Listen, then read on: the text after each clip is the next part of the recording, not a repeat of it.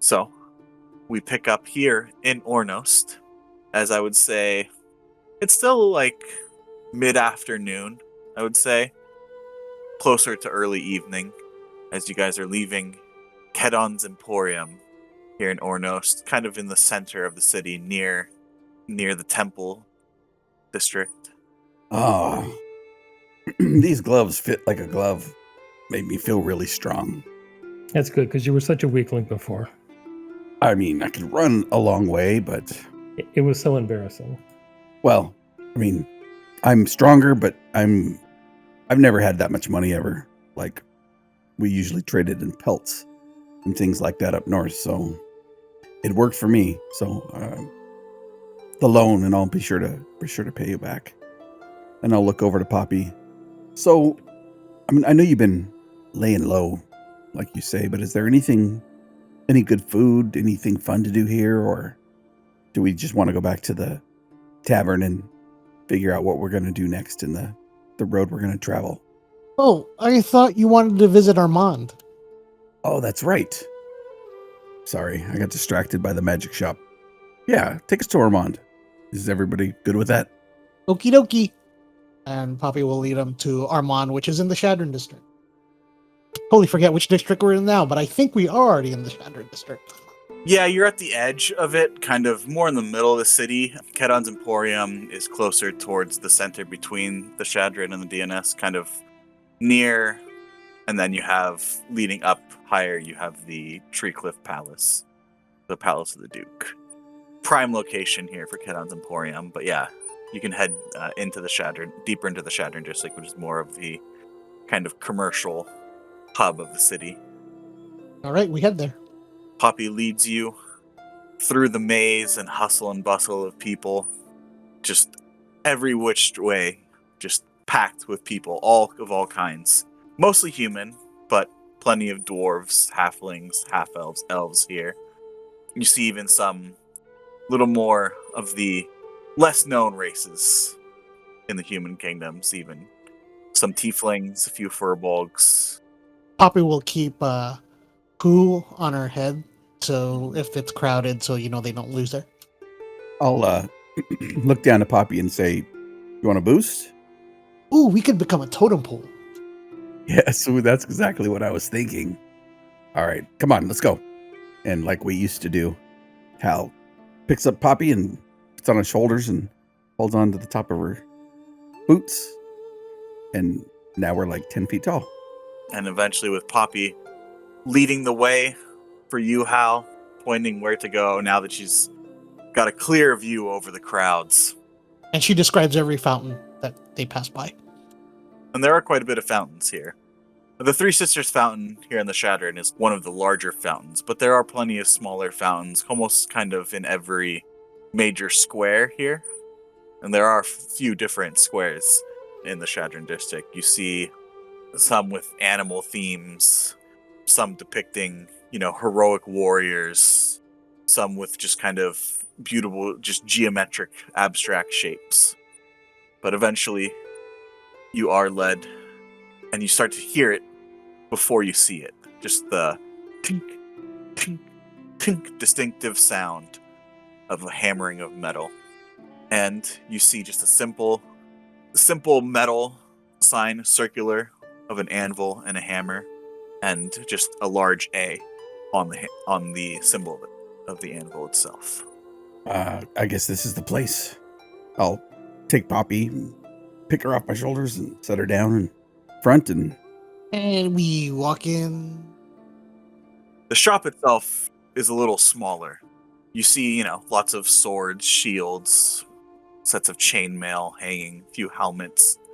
You can tell that there is a larger open-air workshop on its side. And you enter in, and you see, Poppy, that Armand is not actually in the shop itself. You do see his son, Lido, though. Younger, human male, dark skin, kind of shoulder-length hair. Poppy calls out to him, waving her hand above her head.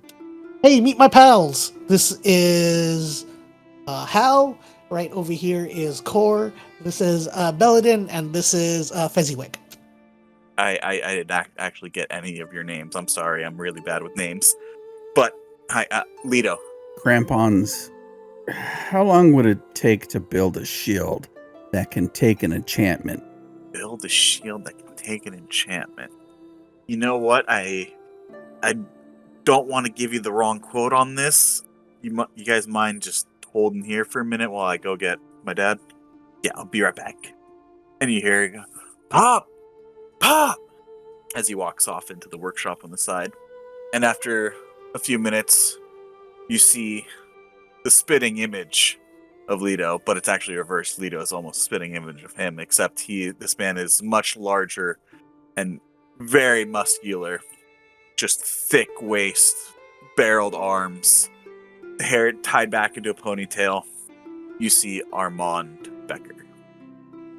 Right. My boy says you're looking for a custom. Haven't seen you in here for a little bit. Please see ya, Armand. You've been well, I take it? Mm-hmm. Here, meet my friends. And then she introduces him again. Nice to meet you. Armand Becker. What's your poison? Well, we definitely need a set of crampons for our friends. Do you have some, Poppy? Crampons. Some climbing gear? Don't have any on hand. I could forge some easily enough. It's a pretty simple object. Do you have a time frame you need them by? Or? I think we'll be in town for a few days, and then we're going to head out. But the reason why Poppy sent us over here is your friend, the magic person, said you craft items that can take. He kind of shrugs and looks at Fezziwick and says, enchantments. I'm looking to get a shield. This one's a little beat up. Got some use out of that, huh? More than I'd like. These 3 scratch marks through it. Poppy says it's from a dragon.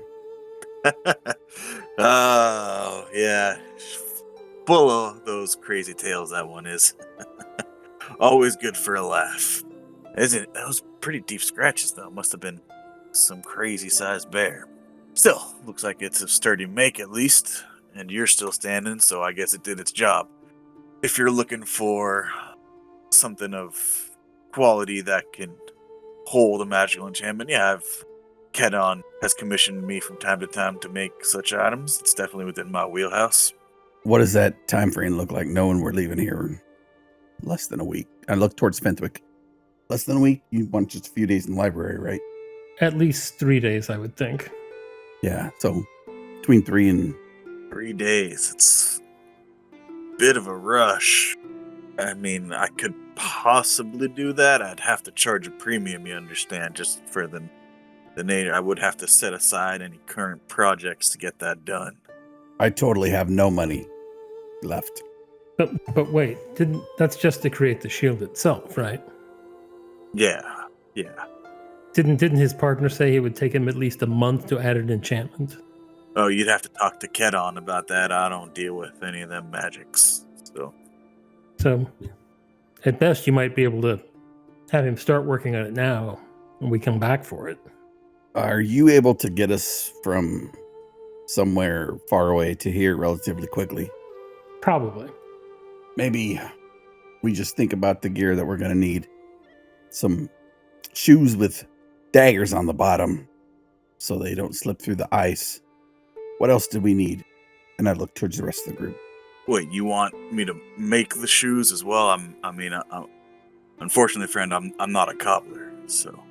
We might want to visit the general store for that stuff. Yeah, they may just have them there, if we're lucky. Oh, okay. Came here specifically for the shield. Well, I guess since we're here, how much would it cost normally? Off-the-shelf shields that are standard are about 10 gold. If you want enchanting quality, you're probably looking closer to 50. Sure, get it ready. Here you go. Oh, are you paying for it all up front now? If you want, I could take a deposit if you like. Sure. Well, I'll pay for it up front. All right, then I'll put Leets, get me our ledger, boy. You see Leto go behind the counter there and get out a thick leather book. All right, here you go, Pop. All right. You see him pull out some spectacles. Let's see. Got a. What kind of style are you looking for? You want like a legionnaire shield, more of a buckler. You want. No, like a heater shield. All right, I think we can definitely accommodate that. I mean, this is a commission and part of the price. Is there any sort of heraldry or symbols, any sort of design you would like? Mind you, I'm not the most fanciful artisan, but I can do pretty good simple work. So anything you want super fancy would have to be outsourced. Antlers in front of a white plane with a sun coming up, almost as if it's a sunrise with 3 sunbeams. If you got something charcoal or something, I can probably draw it out real quick. Yeah, of course. And you see him go back into his workshop, and he has like kind of much rougher. It's just a very kind of rough parchment and charcoal that he uses to sketch out his designs before he forges them. Let's see, and he draws the outline quickly of the heater shield.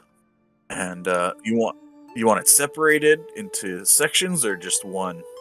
And then I'll draw it kind of the plane at a slight arc, half the sun coming up, a sunbeam going 45 degree to the left, to the right, and then to the top.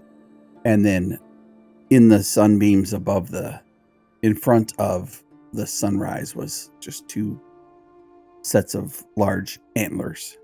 Yeah, that seems simple enough. I could definitely do that. I mean, these would be in steel. If you want any other type of metal, that would have to be provided or charged for. So, Nope. Steel's good. All right. Well, it'll be enchanted steel, so it'll be an alloy mixed in with some higher quality metals, of course, but quality for enchanted at least. Hal will look towards Belladin. We just used a bunch of sticks and pelts and wrapped them up. That was what we used up north, so any metal's really better than what I had. I've learned that since I've been down here. So he goes and... Now, Poppy, should I put this under your name, or should I...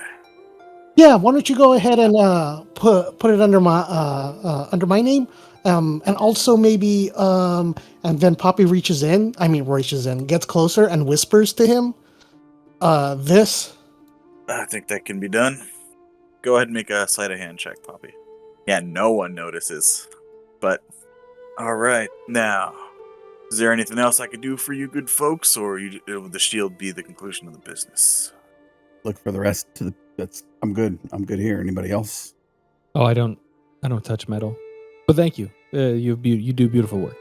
I think we're good. Armand, you know how if we don't end up not coming back, just, you could hold on to the shield and you know how to get in touch with me? Of course. I'll have it here waiting for you. Well, I gotta get back to work. These things don't forge themselves. Alright then. He just walks back into his shop. All right. The general store, and I think we're good to go. General store, we're lucky indeed. It's here in Chandron also. This way to Holden's Provision. Yep. And we'll just say you guys head to Holden's Provisions there in the Chadron district. You meet with the owner, Uli Pham. Is a middle-aged human male, just generic shopkeeper, so we can go ahead. Anything off the adventuring list you guys need, he has. All right. I will buy some extra crampons, some extra rope. We already got the cold weather clothes. My goodness. Some fashionable cold weather clothes at that. And we did not get any matching shoes. Oh my god. He included some, boot covers. Make it look like you're wearing Uggs. I would say it's starting now. The sun is starting to set here over Ornost. As the sun is dipping below the horizon now, as you look over past the DNS district to where you started your day in the Otolon district to the west. Is Anybody else really hungry for that tavern food we had back at Poppy's place? Okay. I'm really hungry. We should like run back there. No? Okay. Well, Hal's gonna set a brisk pace. Core heard food, and just you and Core, Hal, just start pretty much almost sprinting to make your way back. Quick journey as you're already in the Shattered District, and you make your way towards the eastern wall along the cliff, and you're led under one of these kind of rough-hewn archways through the outer walls to the cliff face itself, back to the top of the shelf. You guys head down the rickety wooden stairs and wooden plankways, past the bustle of life here on the shelf in the evening, and you're once again at the Ivory Horn. I'll let everybody go in and kind of pull Poppy aside as we head in, and I'll lean down, or I'll kneel down to her and I lean in and say, "So did you pick up at the jewelry place? Did you pick anything up?" Oh, why don't you go ahead and check your pocket right there? All right, I'll check my pocket, and I find a box. You paid for it, right? How much do I owe you? Consider it a wedding gift. Not really sure what a wedding is, but Oh, look at it. all right, I'll look at it. I'll pop it open, and what does it look like? You open the box and you see a simple gold band adorned at the top with an extremely large diamond ring that even here in the kind of moonlight and distant torches here in the shelf still glitters and sparkles. This is good right here. Let's say it could bring multiple people back to life within a minute. Thank you. I'll pay you back. No, I don't need anything, Hal. This is for you. Well, I appreciate it, but once we get up to the north, I'm gonna make sure my auntie makes you some of the sweet bread with the mint frosting. He's so yummy. But Hal, you're always taking care of me. So that's the least I can do. And then Poppy walks in. Yeah, I'll try to go to hug as Poppy walks away. Oh, all right. I'll put it in his pocket, and he'll head back in and give everybody the side eye as he walks through the common room, heading to his... Marisol, what took you both so long? What were you plotting out there, Nothing. We just wanted to have a conversation. We haven't seen... I mean, Poppy and I are super close friends. I'm sure you knew that. When that exchange happened, Poppy just goes past Marisol and kind of leaves him alone and just goes straight to the table. You see Marisol turn towards you, Poppy, for a second as you kind of just walk by. Oh, okay. I was just joking with you, Hal. Let's sit down. I got to put away these javelins and put away this stuff. So I'm going to head to the room. We'll be back. I need to freshen up, or whatever that means. I heard you say it before, so I'll be back shortly. Just go say hi to Belladin. He looks like my uncle. Does he now? Interesting. And she goes and sits, and well, that was an interesting day out. I have to say that it was nice to actually see a bit of the city.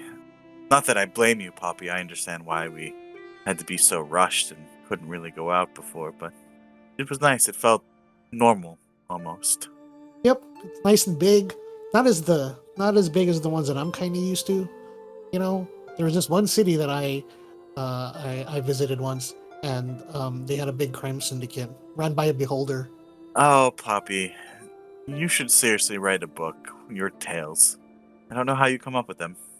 So, are you all planning to stay up in the north? I know, Fenthwick, you said you're not planning on staying up in the north.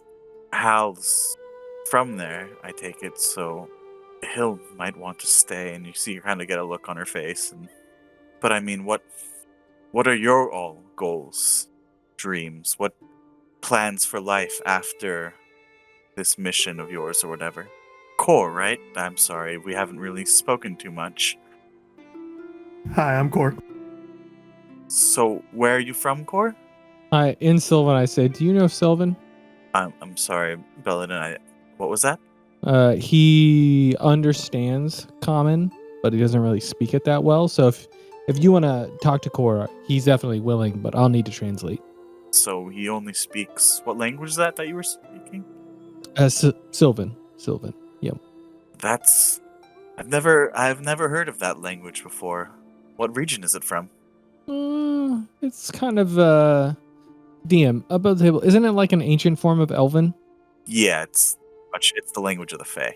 So I'll basically explain that it's kind of an elder version of Elven, and it's the language of the Fae. That is interesting. If that's the only language you speak, then if you don't mind, Belladin. Oh, happy to. I do it most of the time. Fenthwick also knows Sylvan, but I think I'm just kind of the translator of the group. Well, that is quite the important position, as you know, people being able to communicate and express themselves is important. Yeah, language is an incredible tool. But yeah, feel free. What do you want to ask him? I'll just be the go-between. I mean, I would just like to get to know my traveling companions a bit better. I know you all, but I don't feel as if I really know you as much as I feel I should, as I owe it to you all. That makes sense. And Core, it makes sense for you to go first. I say in Sylvan, considering you're the newest member of our merry bunch. She's just interested in getting to know whatever you want to tell her about yourself, where you come from, what your goals are, stuff like that. She's a little concerned that Hal might be staying up north because, clearly they care about each other, but she doesn't know what she's going to want to do after that. So I think she's trying to figure out what our goals are, maybe to help her figure out what hers are. Well, it seems like we're trying to stop the descendants of the Rhea de Sil, correct? That's what we're all doing? Yeah, I just translate that. Yeah, and I'll nod.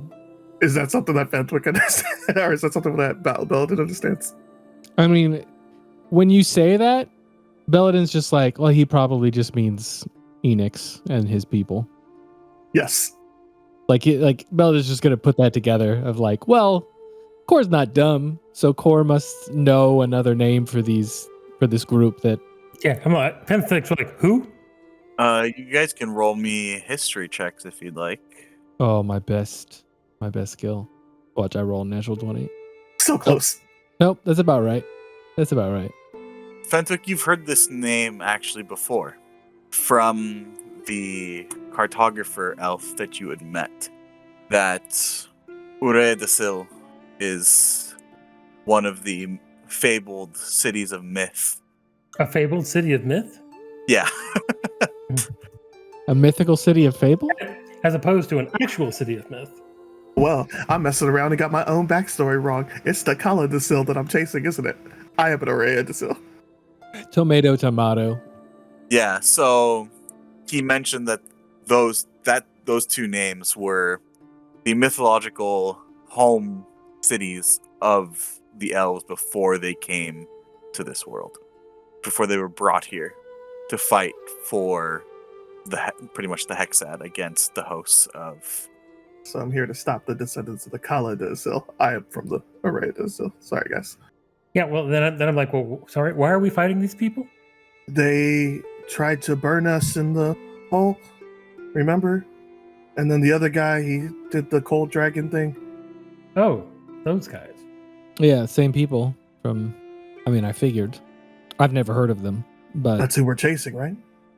I don't know. I've never heard that name before. But Fenthwick, you recognize it. Yeah, I did make the connection between that name and those guys. Right, because all we've really known is Enix, right? The sacrifice, and then from there, like we didn't have a name for the entire group. I guess just their leader. My ancestors battled hard to push theirs to the north. Yeah, and with your 20 Fenthwick, you gather, especially from Core's latest explanation, that is an old elvish term for the drow. Ooh. The drow were from Kalada, so Correct. Yeah. the High Elves were from Urada. So. The remnants of that battle settled down where you guys found me, right? Or they settled down in the Twin Spire Mountains and started the Heaven's Path Monastery. I didn't know that. That's wow. Yeah. As soon as I started following you guys, I started getting visions of my ancestors or something. I don't know, but I'm pretty sure I'm supposed to help you guys up north. I'm sorry, what? You're having okay. So Hal's having visions, talking to God, well, a god. And now you're having visions from your ancestors? I feel left out. Me too. Me 3. What did he say? Who? You mean Hal? About oh, well, I translate everything to her. It takes a while. This conversation is about 3 times as long as a normal conversation would be. But yeah, but no, I'm kind of translating as like if Finthwick speaking in Sylvan, and I kind of like lean over so that way, like if Finthwick is responding to Core, I am now out of the conversation and translating directly to her. And then if I say something, I will say it in Sylvan, and then also, so I'm interspersing Common and Sylvan in my speech constantly. Okay, and Poppy, Marisol probably sat next to you, so you could hear what Belladin is saying in the translation. That's fascinating. You're from the monastery then, up in the mountaintops. Yes, that is where I was raised, and that's where I trained for probably the last century, almost century and a half.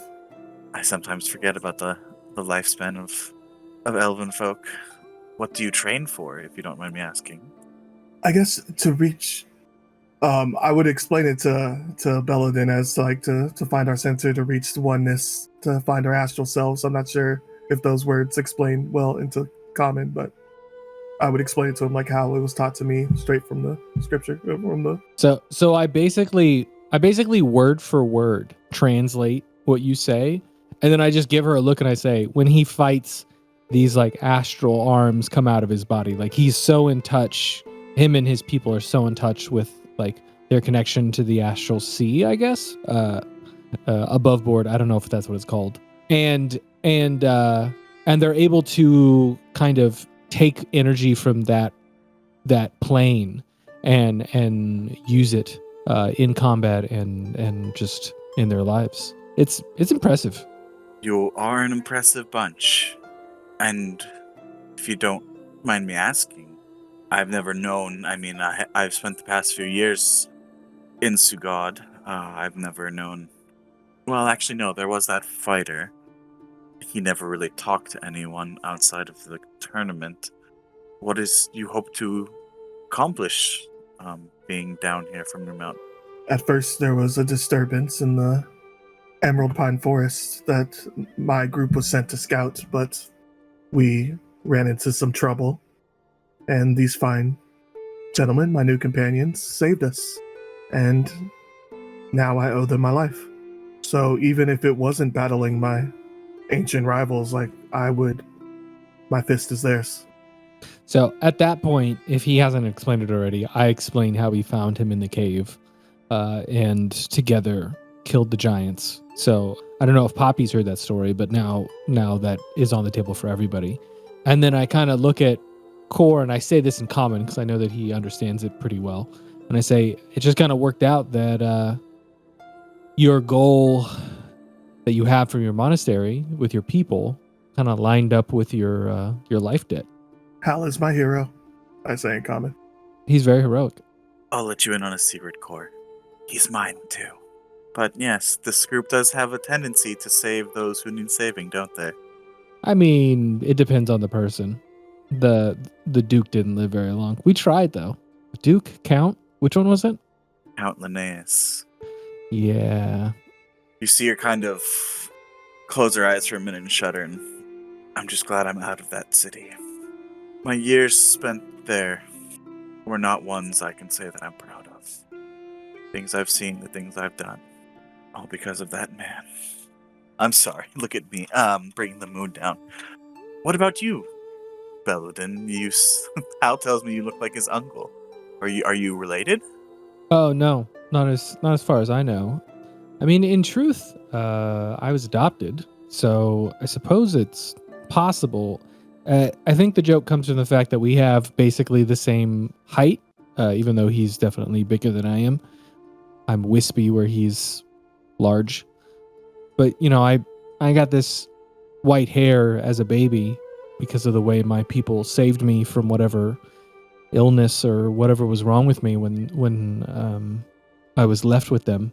But I grew up in the South, in the swamps, and pretty much as I became an adult, everybody in my tribe, we kind of pick a goal, a thing that we're striving to achieve, and we're meant to go out into the world and achieve it as much as we can, or if we cannot achieve something as of a similar value, either to ourselves or to the world or to nature, and then return.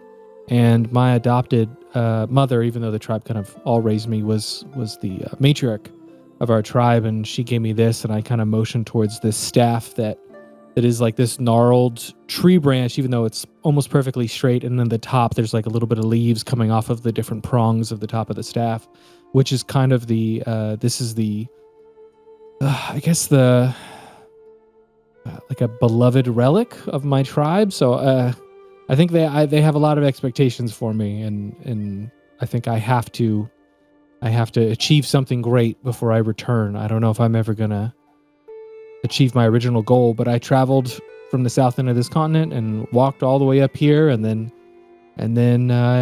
met these fine people in another swamp, and we've been traveling ever since. And whether it's saving the innocent, which is something I care about, or uncorrupting nature, which I also care about, or just helping people, they seem to be doing that wherever they go, and I feel like that's a worthwhile cause to come with. And then we've seen things that shouldn't exist or never has, according to the nature of this world. But through my own research in the different ruins of this continent, I think they did at one point, and I kind of lower my voice, dragons.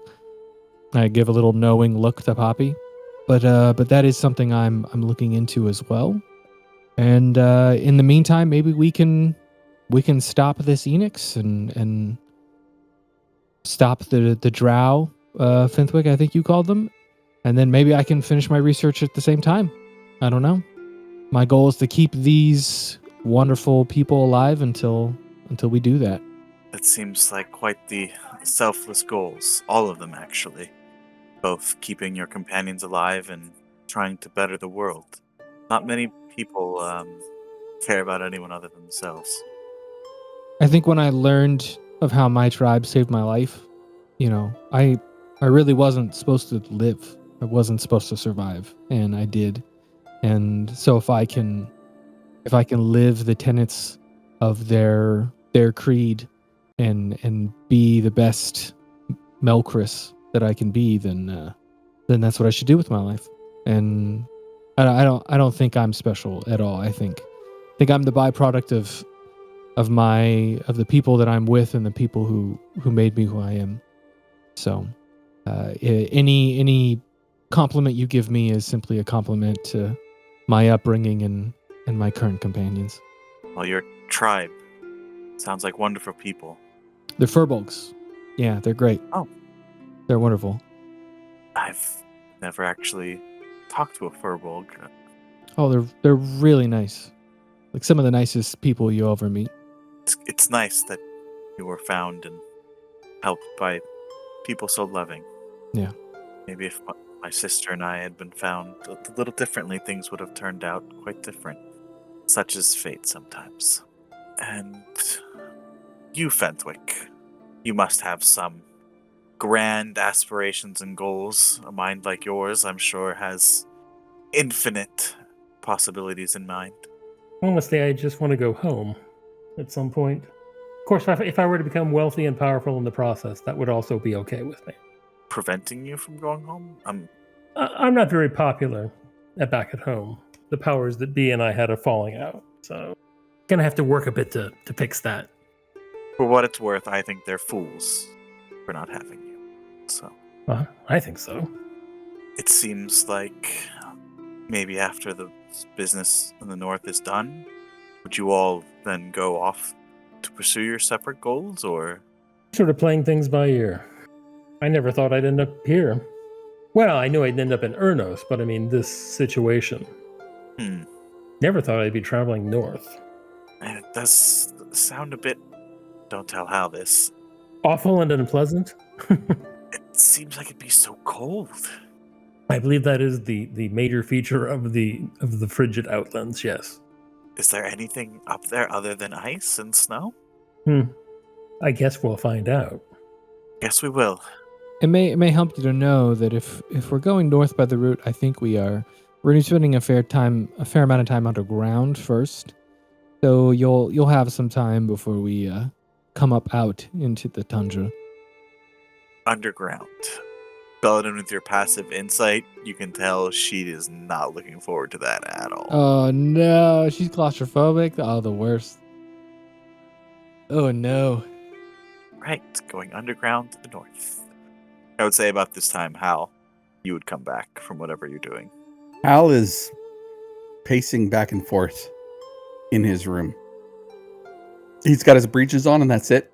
Because he thinks either they're going to fight, they got to wrestle, they're going to do like some kind of feats of strength against each other, right? For one to beat the other person. So he's like, what am I going to do? I mean, feats of strength isn't far off. Poppy said, no, it's supposed to be like this. And he's like, he doesn't understand that. So he's just pacing. So yes, I guess Hal is still up there. You see Marisol look up towards the stairs. What about you, little puppet? We've been here how many days? And it's been nothing but tall tales and jokes. What do you want, Poppy? A pie. For my mom. But she's kind of far away. I know the feeling. Yep. I used to run a bakery with her. Whole family. Bunch of bakers. You running a bakery, I mean, I know you love to eat them, but with your talent and skills, I couldn't imagine a life of a baker, really. Mm-hmm. Oh, then I got the wanderlust. That's how it usually happens sometimes. I'm not a very good baker. A desire to see the world, but sometimes the world's a bit bigger and scarier than you imagine.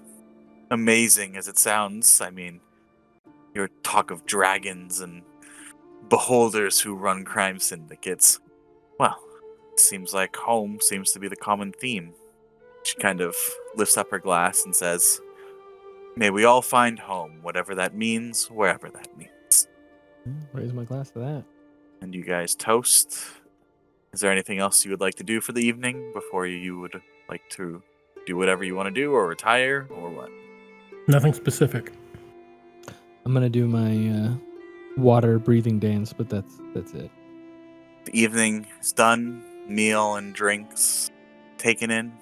You head up to your rooms for the night. Marisol bids you all a good night and heads into the room and sees what, Hal? Hal's still walking back and forth, almost preoccupied in thought or lost in his thoughts. Just finger on his lip, pinching his lip, walking back and forth. Almost doesn't see the door open, and then looks and says, "Is it time? Is it time for dinner?" It's time for bed, silly. I have a few questions. Okay, what's on your mind? All right. Pick one of these: wrestling, archery, a race, or battle to first blood. I'm sorry, I'm a bit confused. You've been up here thinking about contests? Where I'm from, somebody wants to bond with another person. It's either a feat of strength or a wrestle or a fight or archery, and I'm really confused. Poppy says that I'm just supposed to give you this, and he'll like take a box and like hand it to her. So I want to know, do you want to fight or do you want to like wrestle or like do archery, battle of first blood, or... She opens the box and you see her hand go to her mouth. So when you say bond, you mean you want to get married? I have no idea what that is. She just laughs and throws her arms around you and gives you a big kiss. So you're saying you want to wrestle? Oh my god. And then she actually throws you, and the scene fades to black. I'm glad it didn't go the other way. I'm really glad it didn't go the other way. He's like, oh, you picked wrestling, and then just power bombs her into the bed. You guys get your rest for the evening. You can mark off a long rest. You all find yourselves with a night's rest. Sometime during the night. The day is yours here in Urnos. What would you all like to do? I'd like to stay in my room the whole day. You all come out for breakfast, and Marisol and Hal do not join you. But you all meet at a table downstairs. That's not worrying, right? Poppy has like a piece of parchment with charcoal, and she's like sketching something. We don't need to worry about them, right? They're fine. They should be okay. I haven't heard anything. Thilda comes around, asks what you'd all like for breakfast and to drink. Well, she doesn't actually ask you what you'd like to drink. She asks you which ale you would like to drink. Well, Auntie Fuldi. Yeah, it is. She goes back to her drawing. Now, what can I get for the rest of you? What do you suggest? I mean, for breakfast, can't go wrong with a bit of bacon. Got nice porridge. Now, for ales, let's see. You want something light or something dark? Let's go light. Probably want something halfling made then. Puts all the dwarven ales out. Let's see. Got a nice one down from Piona here. See, this is from the Silent Foot Brewery. She comes back with can I get the same for all of you, or would you like something different? Sure. Core just nods. Alright. So she comes back with a couple tankards and a large pitcher of a light golden ale. Big platter of bacon and bowls and a large pot of like simple porridge. Little bowls of honey, there's some berries and such, so if you want, you can choose how you want to dress your porridge. But she leaves you all alone afterwards to plan your day and decide what you'd all like to do. So you all eat in silence. I feel like it's already dictated, right? Like Poppy's drawing and eating, or illustrating really, and then Fithwick's going to be doing research. I do feel like we should pair off though, because, or at the very least, go in groups of 3, because we do know that there is still an assassin in the city. We don't know that she's left, so I feel like we shouldn't, just one of us go off on our own, but otherwise we kind of already know what we're doing, waiting for supplies and doing some research and then heading out, right? Yeah, that sounds about right. Yep, that was my understanding. So who wants to go with Fenthwick? Don't everybody jump up at once. You don't talk to me even though you can. What? What? You speak Sylvan with the weirdest accent. It's like the Scouse version of Sylvan. Fenthwick, what is it you would like to accomplish here in your research? Where? Well, 2 things. One, I do have a book in my inventory. A book of creation lore penned by Ambrosius. I figured the Hexad might be interesting in acquiring. You do. I don't think you've ever actually gone through that, other than a cursory glance. I have read it. It's, I understand. Because I remember when you first got it, you gave it a cursory read through, but I don't think we've talked about it since then.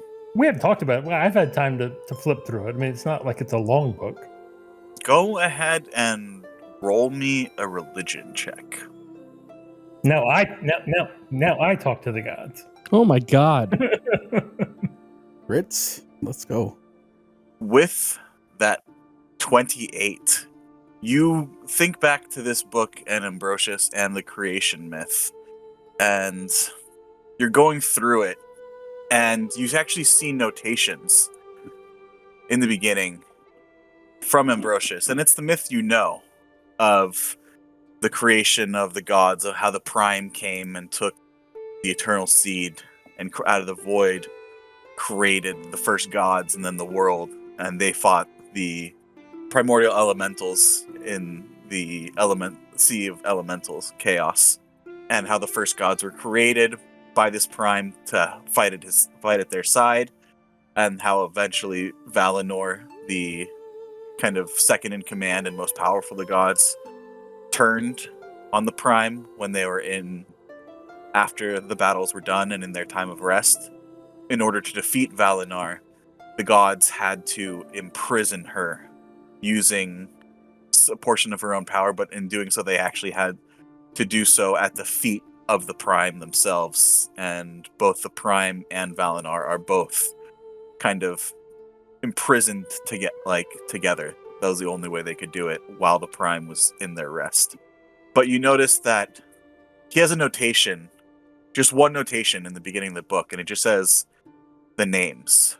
The names are important. And you go through and you look and you know the names of the gods. Well familiar, especially with your background, your training, and your education. You know Lakas, the god of strength. You know Jian, the goddess of nature and wisdom. You know, of course, Merlis, the god of magics and intelligence. Leorem, the god of love. The twins, the god and goddess of life and death. You know, Azoth, the goddess of skill. But you look, as you're flipping through this book again, you see that those names aren't anywhere in here. It's more esoteric. It talks about the rope, the anvil, the nurturer. And you look through and you see one other section, one other sentence is highlighted in the creation. The first mention of Valinor, the rest of the gods, is underlined twice. I'm sorry, say that again? The first line in the book mentioning Valinor becoming the betrayer, right? Her first turning, her first fall of when she sought to take control and imprison the Prime and subjugate all other life. The first mention of that is the only other thing highlighted. It's underlined twice. It's in highlighter? Yeah, it's in highlighter. Bright pink highlighter. Prestidigitation, you can do a lot. So you've also learned that Ambrosius was very extra. I mean, when you see how he signs his name, it's very, very flowery. There's a heart over one of the eyes, But yeah, that's what you get from the book. Did we ever visit his tower? Or did you guys ever visit his tower? Haven't gotten there yet. We were going to go there, but we had to hurry up and rush to Ernos. No. Somebody was trying to drag us north. I resemble that remark. How dare. All I've got is the creation of Elorna. So, but I can copy all of this into my own journal. Yes. I don't necessarily need the original text. No. If you would like, I would say you've had enough time. I think. When would you say you first started reading? Because you got this book a while ago. So. Well, I mean, every night we've rested. We've always have some little bits of downtime here and there. All right. Yeah, I'll say you had enough time to have transferred this over to. Like I said, because most of it I am vaguely familiar with, regardless. Yeah, and it also talks, like I said, about the creation of the first dragons or the guardians, as it's mentioned here, to help fight against the elemental armies. What would you like to research? And give me a history check with advantage. Oh wait, no, you have that feat. That's part of your background. Right, I have a sage background, so you would know that while there are kind of two general learning academies here, you have the Ornost Academy, which is in the center of the city and kind of more open to the more general public, and you also have the Erudite Ridge Institute in the Autelon district, which is more high-end, but actually probably the only library with what some of the interests that you're looking for in such sensitive materials would probably be the Hall of the Crescent Moon, attached to the Temple of the Woven Word here in Ernost. Because I had spoken to both the prelate back in Sugad and Duke Elias about having access to this place. Yes, and I believe... Just basically that they wouldn't bar the door if I showed up. But yeah, you would know that they're at the Hall of the Crescent Moon. That is the library that is part of the Temple of the Woven Word here in Ernost. But isn't Ambrosius like one of the founder of the temple? Or something like that? Yeah, he is, yeah. Hence, this book might be somewhat interesting to them. Mm-hmm. So that was one thing, was just to see if there's any interest in this book. Okay, to sell? to sell or trade if they have something that I would consider valuable to trade. Okay. Money is always good, but information's good. Other things can be good. The other things were, I don't want to do any detailed research on this, but I would like to find out a little bit about the First Fang and his whole group. But mainly I'm here looking for the staff. Information, just lore, legends about magical items floating around this region of the world, specifically magic staves.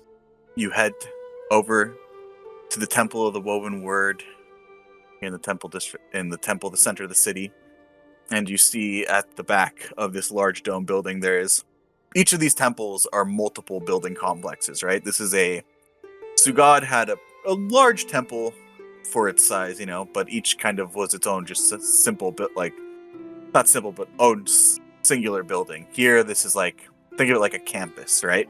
Where each temple has multiple structures. Okay.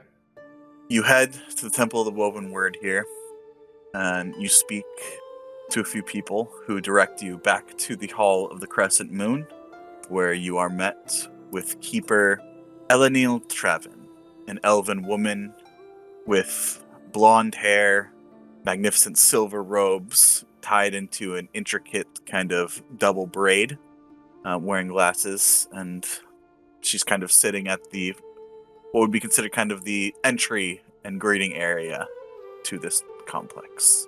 Well, I'll walk up and greet her. Yes. How may I help you today? Here to do a little bit of research, but I'm also would like to speak to someone in your acquisitions department. I have a book I think they might have some interest in acquiring. Acquisitions, interesting. That can certainly be arranged. Is there any more information that I would be able to give them, or should I just tell them that there is a book? A book of lore penned by Ambrosius himself. You see her eyebrow kind of raise at that. Is it now? I believe it is. Do you have this tome with you? Would you mind if I took a glance at it for myself?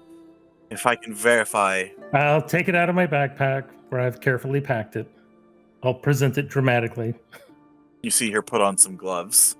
Is this the last we ever hear of Fenthwick and Poppy as these people murder our companions to get this book? Interesting. She looks at it and, materials are right. The aging. Remarkably well kept. She gingerly opens the cover, takes out a large magnifying glass, and starts inspecting. Just one moment, please. And you see her go back behind the desk, and she starts shuffling through. And she opens a scroll, and looks at the scroll, and then looks at the writing again. And you see her kind of stand back. I will most certainly call someone over, but I can assure you that we are without a doubt very much interested in acquiring this tome. How did you come by it? You know how these things go. You're running from a beholder in some horrible elven ruin in the middle of a marsh. You come across a book. Interesting. Yeah, interesting story. I almost got disintegrated getting that book. Are you interested in donating this tome? What are you? Cast thaumaturgy because sometimes my own laughter is insufficient to mock people. So you hear a large number of people around me laughing. Sadly, my position in the world does not allow me to be that generous. Did I mention I almost got disintegrated getting that book? Yes, you did. Interesting, flair for the dramatic, I see. She kind of gives you a long stare. And who are you and where are you from? Fenthwick Rivenstone. As I said, I can definitely... Of the Spirehome Rivenstones. Yes. And is this all your business here at the Hall of the Crescent Moon, or? I need to do a little bit of research. Of course. I've been given leave by Duke Elias, and I can't remember the prelate's name. One moment, please. She kind of shuffles through some papers. Yes, we were given notice by the Duke's household that a gnome of certain magical abilities would like to be stopping by to use the library, and it would be a kindness to the Duke and his household that you would be let in. It says Sir Merindil? Why does that name keep following me around? It's a nickname, a term of endearment. Of course, we have. This is a library and a temple as well. We are, of course, open to the betterment of the public.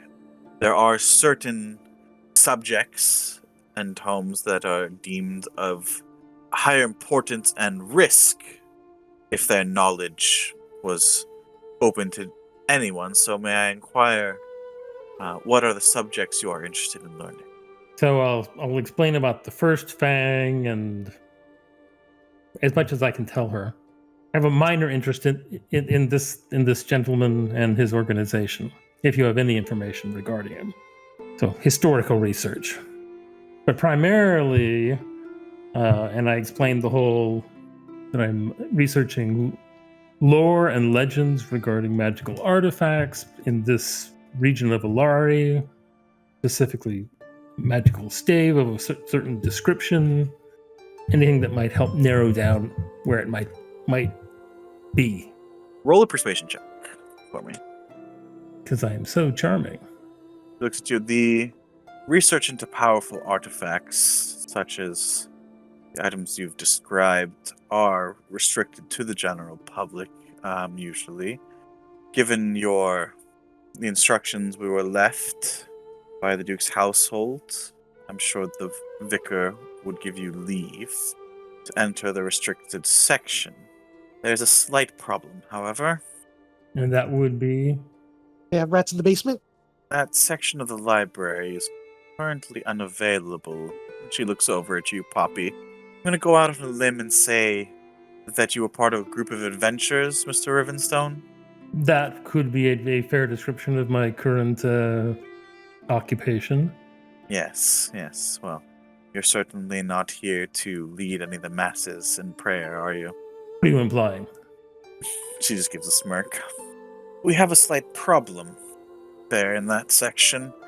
One of our field researchers recently returned from Fort Beleg, bringing an artifact from Zakari that we hope to study and better help in their magical defenses. However, the item appeared to have carried some, let's say, less than happy individuals and spirits attached to it that were released upon magical inspection of the item. They do have rats in their basement. So the eggheads played with something they didn't understand, and it bit you in the ass. And now you are making this my problem. Such is the nature of magical experimentation in the pursuit of knowledge. I think you, of all people, would understand that, Mr. Urbanstone. I suppose so. I usually try to keep the damage to a minimum. The head librarian, he's not like an orangutan or anything, right? Vicar Taneus is most certainly not. Okay. Hey, it does happen. Unfortunately, this keeper was our expert in undead entities. We've currently just sealed off the section, and we are awaiting more suitable candidates to deal with the problem. Are you in a rush to obtain this research? Well, I have traveled very far. Taken me years to get here. But I mean, doesn't have to be done today, I suppose. Let's see here. Let me look. There was a requisition from the Home Office in Riria. Yes, they should be sending out a specialist in about 2 weeks to deal with the problem. We've been instructed to seal off the area until then. So, if I was willing to take care of this problem, we might be able to expedite the process. And I am assured you that Vicar Taneus would be more than happy to allow you free perusal of any such tome you would like. Okay. I think we can probably take care of that. We've dealt with worse. Any specifics on exactly what's happening in there? There were some spirits that were released, some sort of wraith or whatnot. The keeper that was doing the research was able to defeat them. However, there appeared to be more just coming from this artifact. In fact, yes, we were sent something that would aid the specialists when they got here after their other missions were done. Maybe you could make use of it. It's a item that would allow the disenchantment and destruction of these said item that brought forth the spirits itself. Yes, that does sound like it would be quite helpful. Well, okay, so what the object? What is it? How do I find it? What does it look like?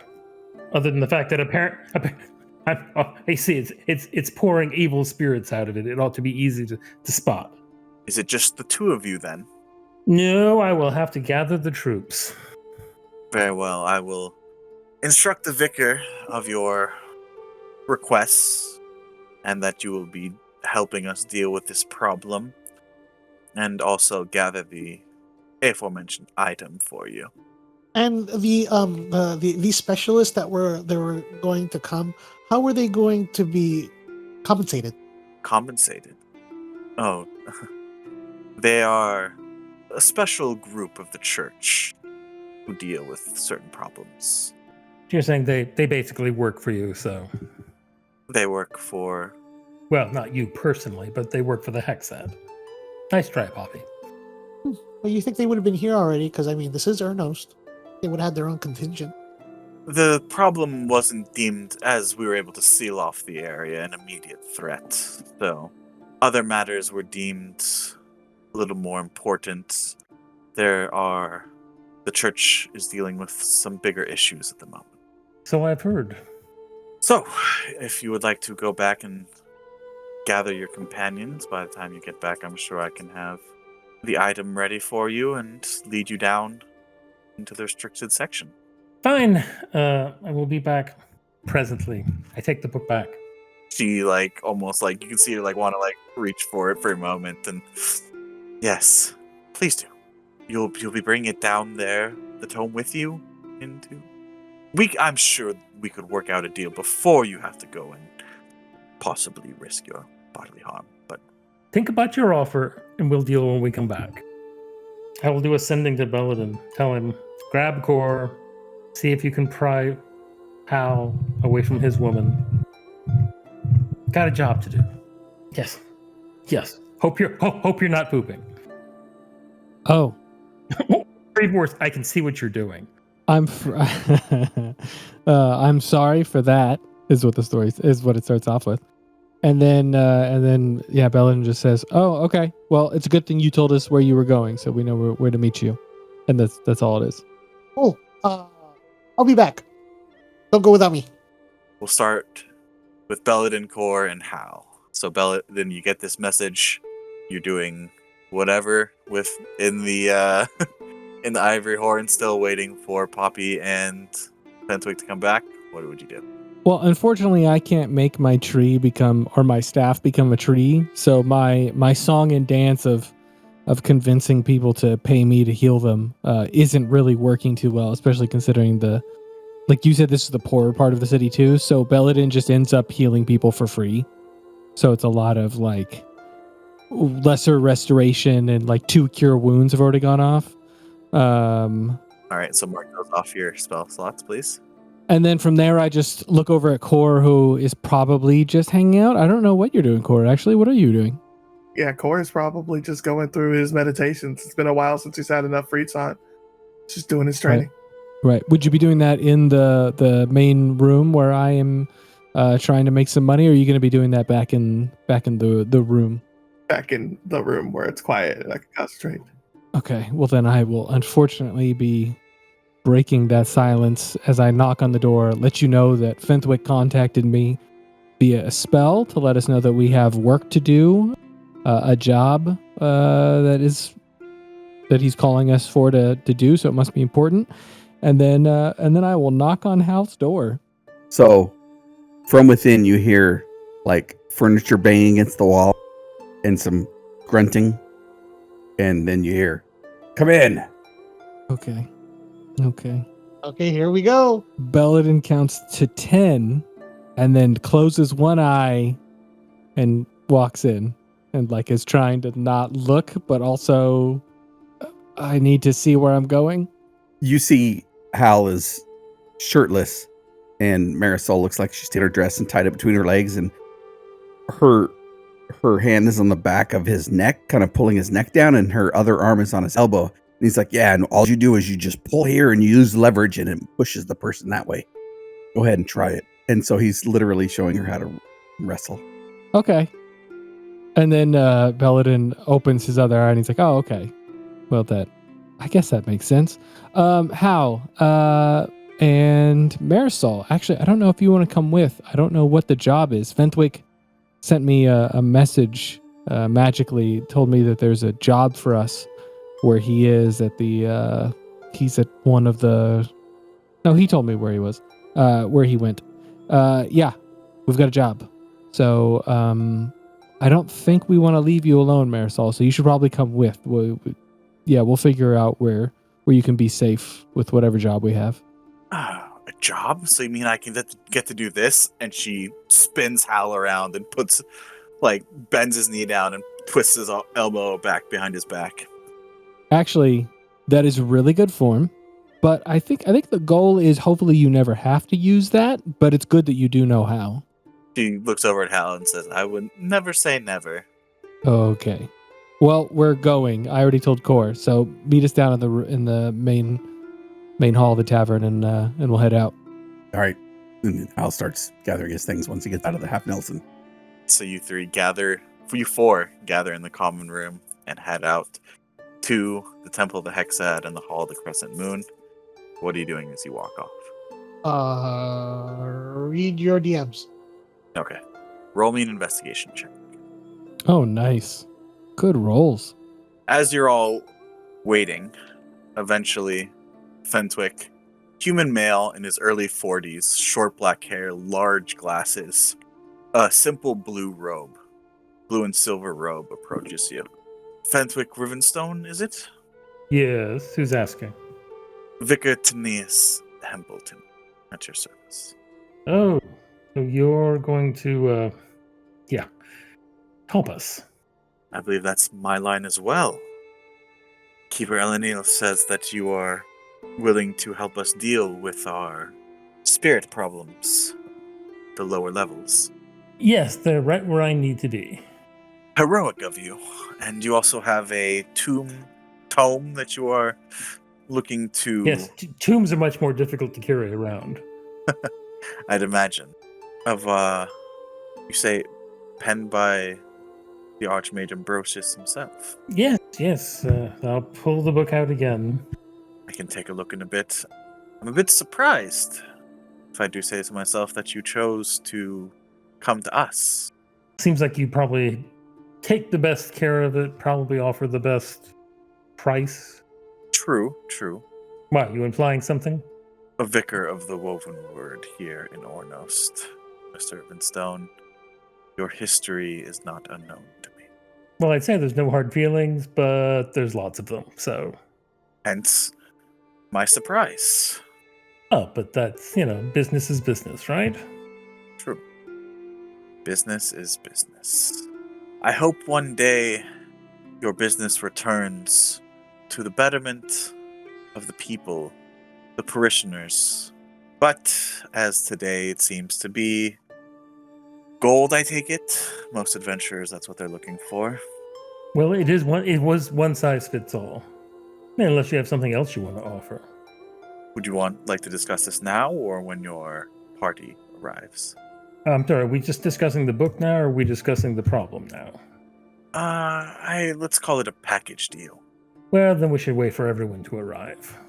So, you've had your fair share of adventures, it seems? You could say that. Keeper Elenil says you found this tome running from a beholder in an elven ruin underneath a marsh. Well, the Beholder I think I got the book before the Beholder, but It was all part of the milieu, you know. Interesting. I'll have to tell the archivist to mark the ruins underneath the Candlewick Marshes then. Might be of interest to us. Yes, there was lots of interesting stuff down there. Beware the mutant army the Beholder's building, though. Always something, isn't it? Well, It is. people think that because we are in the pursuit of knowledge and magics, that we are locked up in high towers and never see the world or its dangers, when in reality that to achieve great things, to better understand our world and our histories, the greatest dangers must usually be faced. Of course, a few of us do keep locked up in our towers. Apparently it gets pretty interesting in the library, too. Yes, unfortunate business. Keeper Lixis was always a bit too ambitious for his own good. I'm sorry, I thought Elenil had told you that, yes, he lost his life while fending off the wraiths that had appeared. The other patrons and keepers that were in the library at the time managed to escape thanks to his heroic efforts, however, and we did seal off the area. I suppose you can just do that. This place is huge. Just, seal it off for a while. Benefits of being a temple in one of the larger cities in this part of the world. I think I see your companions here, unless I'm completely mistaken in reading people, and they've come to peruse the library as well. They've just come to get rid of your undead problem. Yes, and you can see he's looking at Hal. So as we walk up, Belden is saying, "No, look, like the main problem is he wasn't ever going to walk normally again. So I had to break his spine, which did paralyze him, but then I was able to fix the paralyzation and heal his broken spine, and now he can walk fine again. It hurt a lot, but he can walk." Mm-hmm. And then what happened? And then I got the call from Fentwick. And I point at Fentwick. And then all the other people waiting for healing ran away. Yeah, no, they weren't. No one was really excited for healing at that point. Well, that's good. That's good. They need commitment. Yeah, they clearly didn't want it bad enough. All right, well, we're here. Wouldn't you know it? Doesn't it always happen when you go to the library? The area of the library you need is inhabited by something horrible. Oh, that kind of job. What's a library? Where they keep the books. Yeah, let's go in there and... Yeah, okay. We need to do no damage to the library itself. Just get rid of the problem. So no walls of fire? gives a sidelong glance to Belladin. Yeah, walls of fire would probably be bad. Okay. Yes, please avoid fire at all costs. Core stops running and comes back. While some of the tomes are enchanted with some protection magics, most of them are not. So we won't be held liable for any damage that may occur during these proceedings, right? With my passive insight, how pissed off does the vicar look? Not that I'm saying there will be any.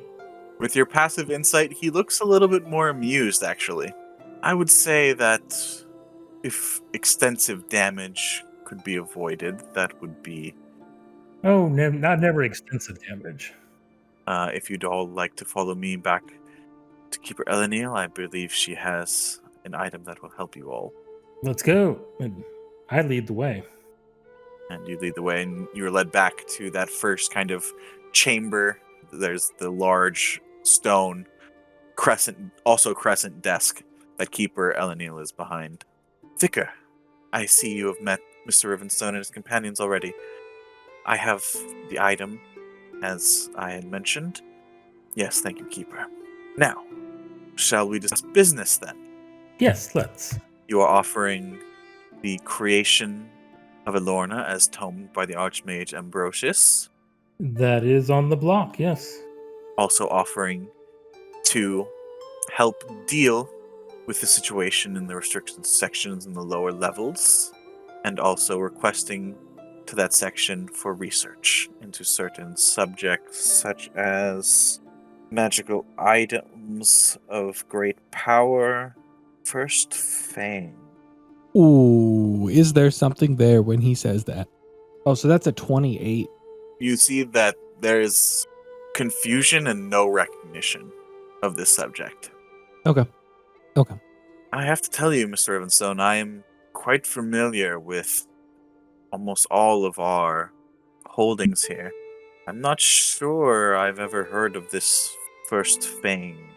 You are, of course, if access is granted, more than welcome to peruse at your own leisure.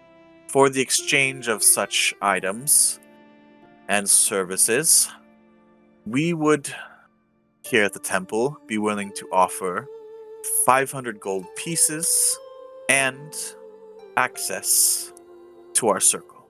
To your teleportation circle. Mhm. And of course, the of the restricted section of the library for your research, as you see fit, both now and whenever you might be here in Ornost. That all sounds really good. I don't know. It seems like the money could be a little bit higher. I mean, there have been fatalities there. What if we should all perish? Roll a persuasion check. Straight roll. It would have been a disadvantage, but you got a little help from Bellet in there. Where none of us are good at this. Oh, yes. Oh my god.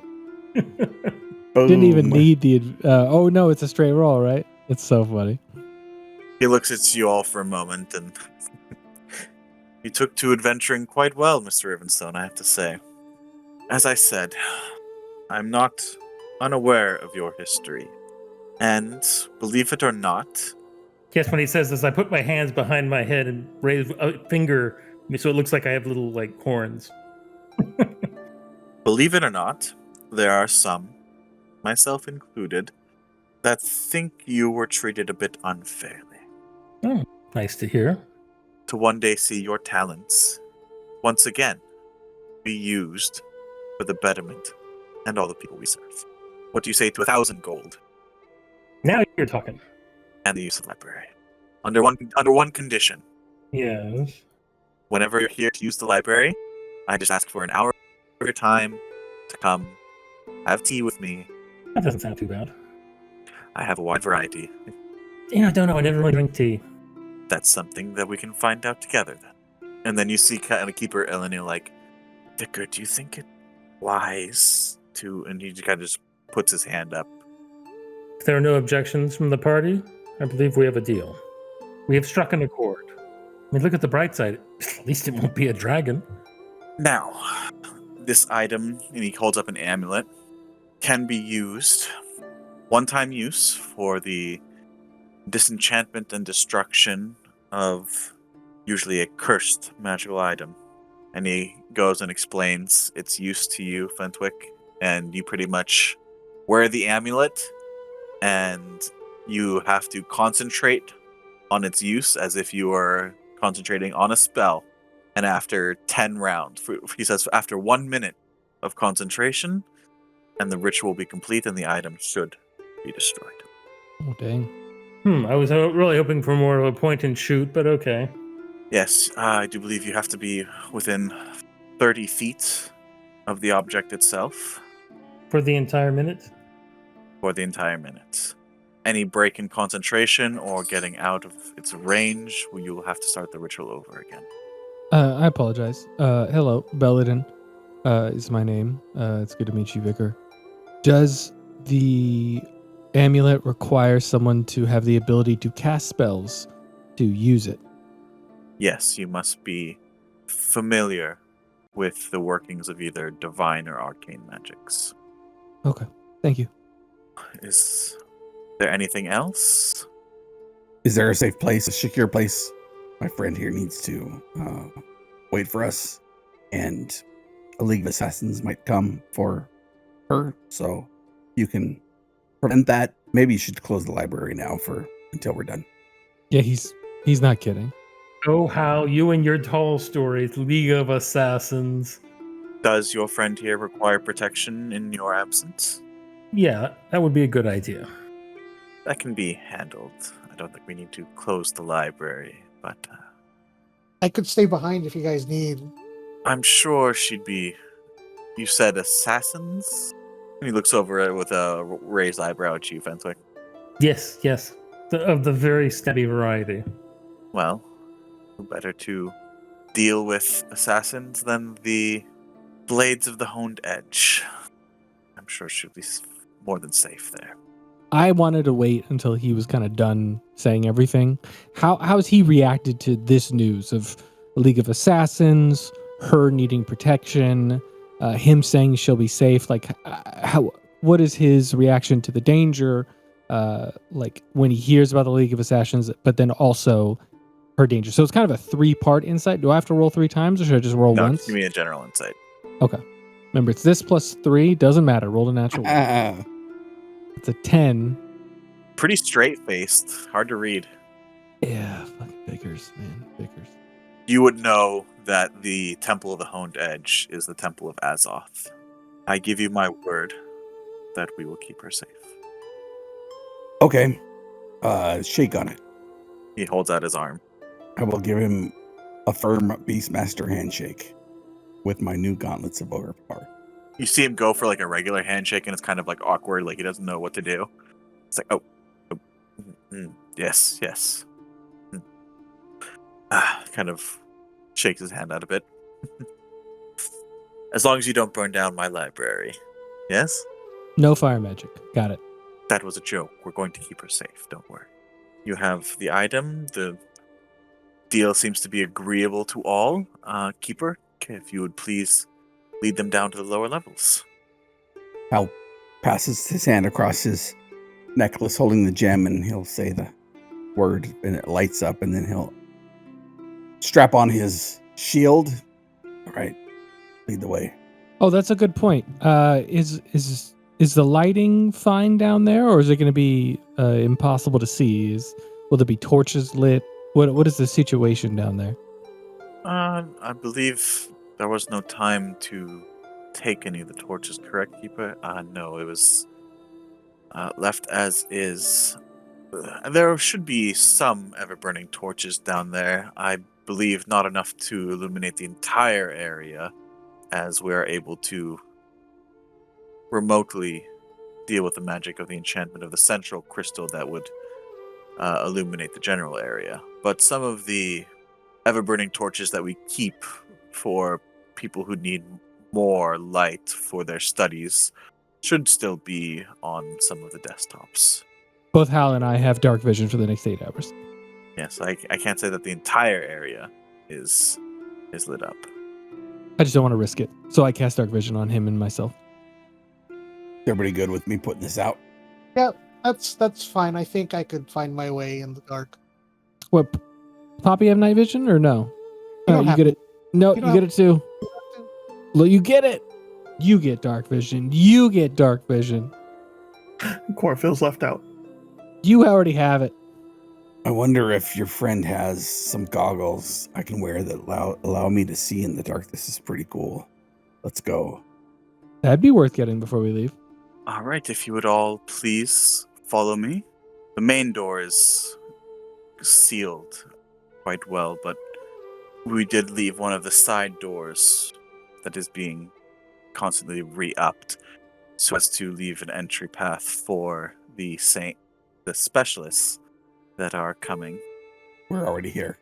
But you are already here. So, if you would please all follow me. And she leads you down a set of large spiral stairs behind this large stone crescent desk that lead to a central door. She opens them up. Please follow me. There is another hallway that she goes down. She takes out a key, unlocks the door, leads you down another hallway. There's another door where you see her wave her hand. And this is a stone door, a metal door, and it starts to all shift and unlock and just completely come apart. And you see her wave her hand a second time, and you see the statues that are on either side of this door's eyes glow for a second and then go dim. It is now, please, it's safe to go through now. Follow me. You are led down another set of stairs going further and further down, where there's another long hallway at the end. And you see one human female and one half-elf male standing there in front of two sets of stone double doors at the end of the hallway. These were the aforementioned party that will be helping us deal with the problem. If you would be so kind to let your wards down and let them through. I guess, what are you all ready? Do you need a moment, or? Yeah, give us a moment. Very well.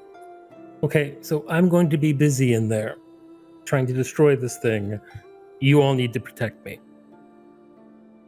Okay. Okay. That's our game plan then. Oh, and try not to set anything on fire. I'll do my best. Belladin, you hear with your passive perception, Keeper Neil whisper to herself, "Oh, Marla, save me." I turn towards her and I say, "Look, I won't cast the wall of fire. The vicar made it very clear."